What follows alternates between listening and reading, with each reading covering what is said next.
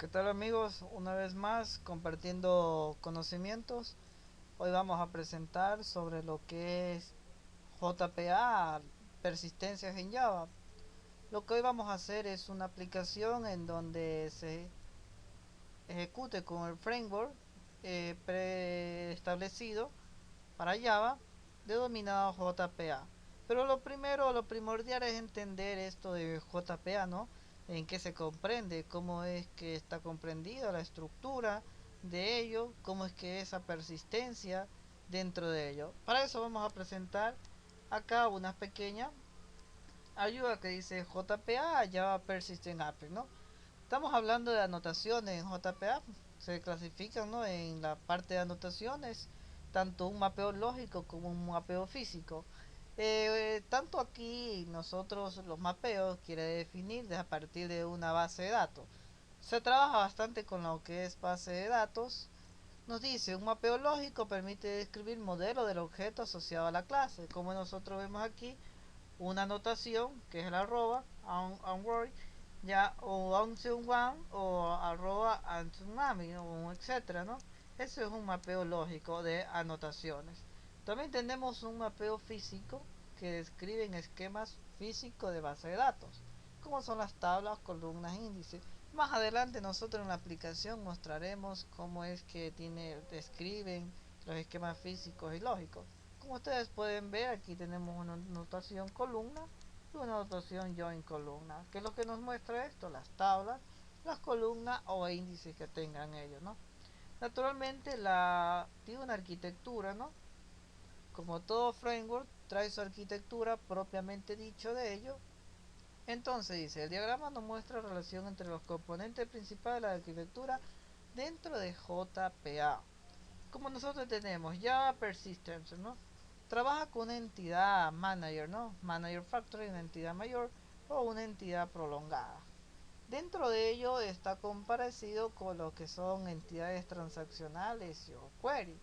Y naturalmente lo que es la persistencia y en sí toda la entidad, como podemos ver. Bueno, entonces esa es la arquitectura que utiliza JPA en relación a ello, ¿no? Como podemos observar.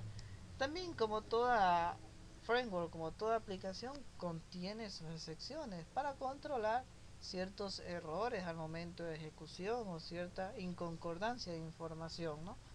Como nos mostraremos, la arquitectura tiene el control de sus excepciones, no tiene una excepción al momento de ejecutar, tiene una ilegal estado de excepción, tiene un argumento de excepción. Aquí comenzamos con las persistencias dentro de las excepciones. Tenemos una entidad que no fue una excepción, si hay alguna información que no funca o no es correcta, aquí tenemos valorando las excepciones. Al momento de realizar una transacción requerida, ¿no? También tenemos la parte lógica, la parte de omisión de datos dentro de sus excepciones. Bueno, también tenemos la de un solo índice, un solo número, cuando no hay resultado y bueno, una entidad existente. Eso en base a las excepciones. Bueno, naturalmente nosotros podemos observar que dentro de ellos utilizan códigos reutilizables. También nosotros podemos entender las operaciones con las entidades, como nosotros podemos ver. Bueno, una operación con entidades naturalmente es con la que nosotros trabajamos en este caso. Dice, sincroniza los datos de una entidad y lo haces persistente a la base de datos. Como le dije anteriormente, ¿no?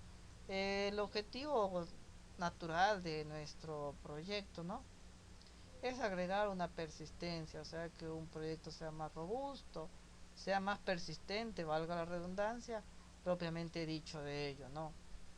Naturalmente clasificado desde una base de datos. Esto trabaja bastante relacional, ¿no? Una base de datos totalmente relacional en la cual ustedes tienen creado ya su primary key, naturalmente los atributos que tenga ella o al modelo en cual se vaya a fijar nuestro proyecto o el proyecto futuro, ¿no?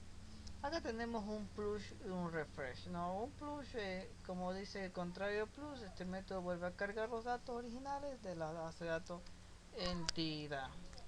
Bueno, ahora vamos a ver la estructura de un proyecto, ¿no? Vemos que aquí está la estructura del proyecto de un ejemplo, la tabla de base de datos y la clase persona, ¿no? Aquí está un ejemplo de la tabla de nuestra base de datos, bueno, que está comprendido por un primary key, un ID, un nombre, un apellido, una fecha de nacimiento y una cédula. Y bueno, en sí la persona ya totalmente enseñando lo que son sus atributos, ¿no? Como dice la clase. Naturalmente nosotros tenemos acá un diagrama propiamente dicho en relación a la base de datos, ¿no? Acá tenemos nuestra clase, vamos a aumentarle, nuestra clase alumno y nuestra clase notas, ¿no? Este es un registro, el ejemplo basa en un registro de notas, ¿no? Un registro de alumnos con sus propias notas. Naturalmente nosotros tenemos acá el alumno, los campos o atributos que va a ser ID, tipo entero, el nombre o apellido de tipo string, fecha de nacimiento de tipo day, el nombre del representante, bueno, dirección domiciliaria que es string, el teléfono tipo in y la observación que es un string. Naturalmente de esa forma tenemos lo que es nota, el ID, que va a ser el primer key, ¿no? Que va a ser un for key, que es el ID del alumno. Y el parcial o trimestre, que va a ser string, los deberes, lecciones, aportes, exámenes y promedio y una observación. Acá nosotros tenemos la base de datos propiamente dicha, que no, naturalmente va a ser MySQL, uno de los lenguajes con el cual nosotros vamos a trabajar, y naturalmente a este significado le podemos considerar como la aplicación web, ¿no? La aplicación dentro del mundo de internet, o sea, la nube. Ahora vamos a ver lo que son las entidades. Estamos hablando de las entidades. Bueno, una entidad o entity es una entidad o un objeto de dominio de persistencia. Naturalmente, una entidad representa una tabla de modelo de datos relacional. Y bueno, y que cada instancia de esta entidad corresponde a un registro de esa tabla. Como habíamos dicho anteriormente, un modelo de datos relacionales que estén entre ellos, o sea, que estén entre sí, se comuniquen. Bueno, el estado de persistencia de una entidad representa a través de campos persistentes o propiedades.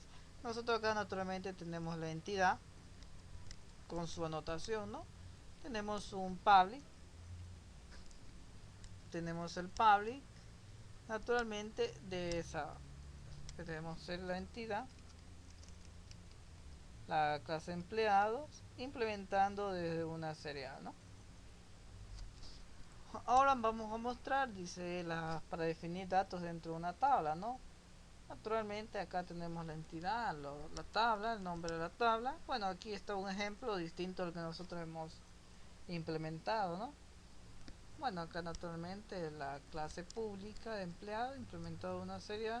La anotación tabla contiene atributos de category segment de caso de que se necesite definirlo, ¿no? Table name, único de contract, column name, salario y fecha de ingreso.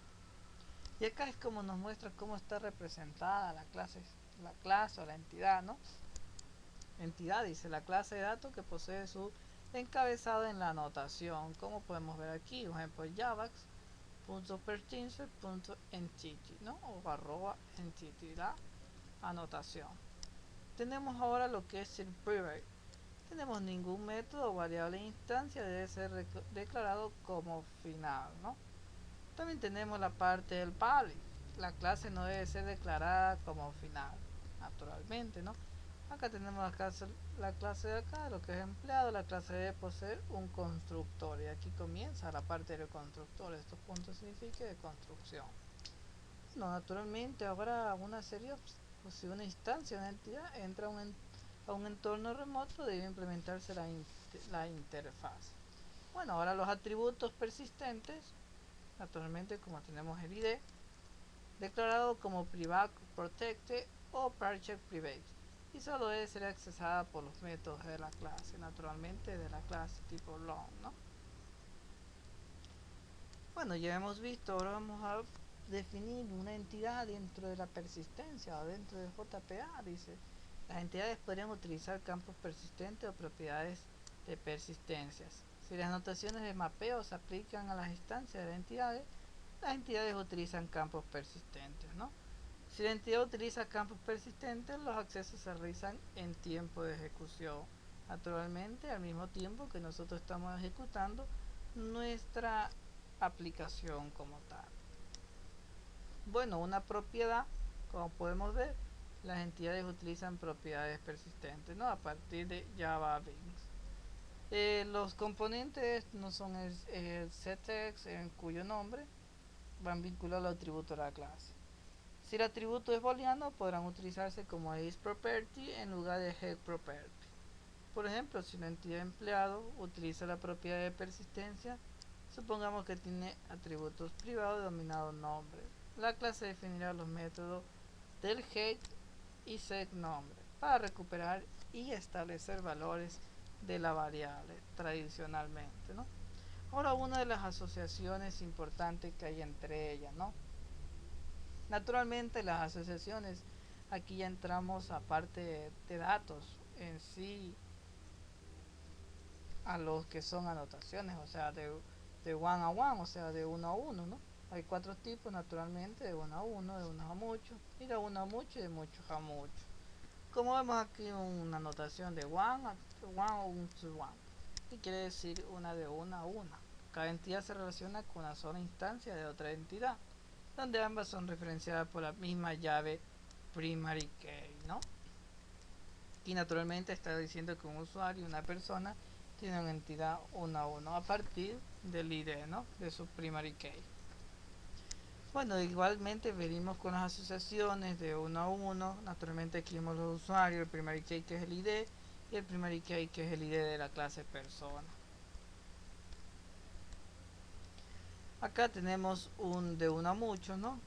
Un país puede tener muchas ciudades en relación a una entidad relacional. Y acá nos muestran los países, ¿no? El primary key automediada por la parte del ID. Pero Java Persistence en el query, un lenguaje de Java persistencia en query, denominado JPQL, bueno, naturalmente utiliza las cláusulas de SQL. Ya son cláusulas SQL como tenemos el from, select, el where, que naturalmente son propias de ella, ¿no? Lo podemos utilizar para tanto ello. Y bueno, y ese es entonces la misión o el objetivo de la aplicación como tal de JPA o persistencia. Naturalmente nosotros vamos a unir o a predefinir que JPA persistencia tendrá una conjunción con lo que es JSF, por ejemplo un Java Server Face, ¿no? En donde nosotros vamos a utilizar estas dos herramientas. Naturalmente la unificación de JPA como el JPA y JSF, ¿no? Que es una de las que nosotros vamos a utilizar en nuestro caso en comparecencia a Nextbeam. ¿Y cuál es la plataforma que nosotros vamos a utilizar? La plataforma es propiamente dicha que nosotros vamos a utilizar va a ser Nextbeam. Bueno, ahora vamos a empezar con el desarrollo de nuestra aplicación. Como podemos ver, tenemos MySQL. Entonces nosotros vamos a crear una base de datos para nuestra aplicación como tal. Nosotros vamos a crear sobre una base de datos sobre registros de alumnos. Aquí vamos a poner en sí la base de datos, que va a ser el nombre de ella, y va a ser el registro de notas. Registro notas. Aplicar y comenzar a crear. Create gema registro de notas. Ya teniendo el registro de notas, como ustedes pueden ver, vamos a crear las tablas. Create table. Bueno, nuestra primera tabla será el alumno. Ahora tenemos que crear los campos, que es ID del alumno, que va a ser primary key. Tendremos el apellido y nombre del alumno, apellido y nombre, que tiene bachar, ¿no? Aquí vamos a aumentarle el bachar, vamos a ponerle a 60 para que permita 60 caracteres. Tenemos ahora lo que es la fecha de nacimiento del alumno, fecha de nacimiento, vamos a coger tipo datos, ¿no? Además de eso, también le vamos a agregar sobre el nombre del representante. El nombre del representante. Actualmente lo dejamos allí.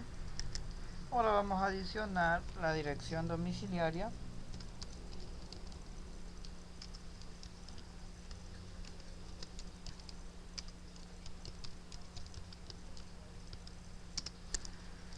Además de eso, le vamos a agregar el teléfono. Teléfono de tipo entero, ¿no? Y por último, una observación.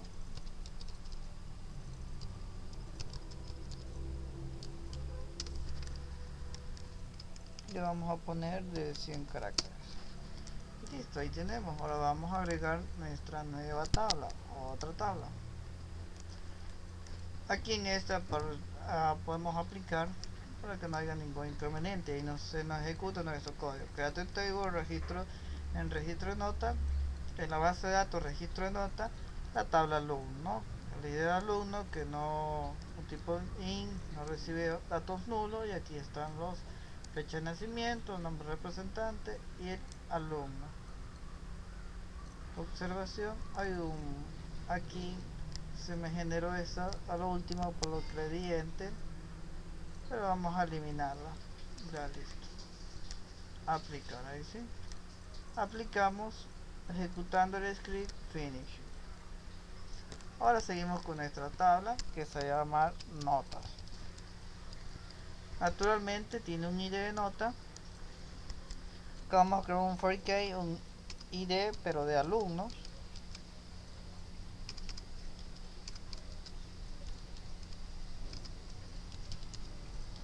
Alumnos, que va a ser el tipo entero. Bueno, y eso va a ser un for k.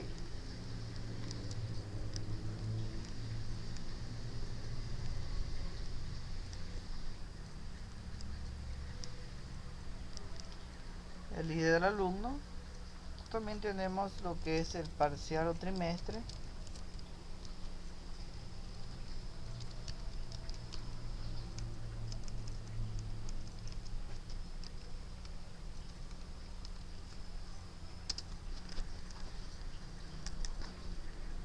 Tenemos la parte ahora de los deberes,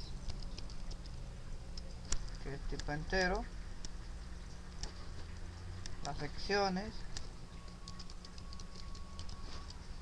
que también es tipo entero.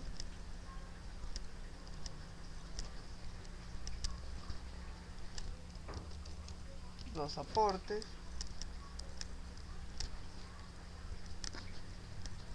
Y por último el examen. Y no hay que dejar atrás el promedio.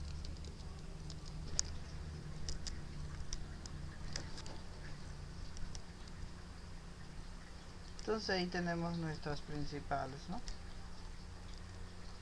Vamos a poner que este de aquí sea autoincrementable. Vamos a modificar para que sean autoincrementables en sí.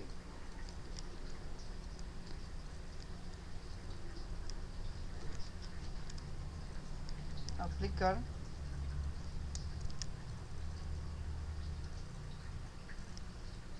Finish. Si nosotros queremos hacer algún cambio, podemos editar las tablas, ¿no? Aquí tenemos la edición. Si queremos editar las tablas, bueno, aquí Selection Row, vamos a hacer un select para que nos muestre toda la parte que tenemos. Y ahí ya tenemos nuestras columnas, tenemos nuestras filas, ustedes ven, tenemos toda la parte acá, tenemos el for case, los index, porque la variable de notas. Ahora vamos con la parte en la cual nosotros tenemos que conectar esto a NextBeam con uno de lo que va a ser nuestro desarrollo. Vamos a guardar esto.